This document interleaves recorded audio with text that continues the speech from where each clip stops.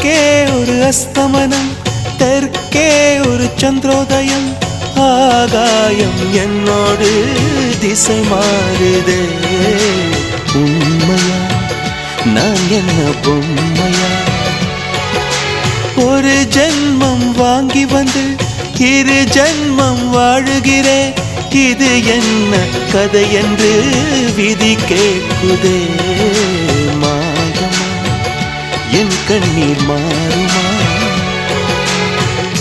எங்கேயோ தொலைந்த விதை இங்கே வந்து பூத்ததென, முல்லை பூ என்றிருந்தேன் முள்ளோடு பாய்ந்ததென்ன. நான் உடன் நினைக்க நிழல் என்னை தூரத்த, உயிர் தியக்கும் பயணம் என்ற திருப்பத்தில் முடிவது ஓய்ந்தது.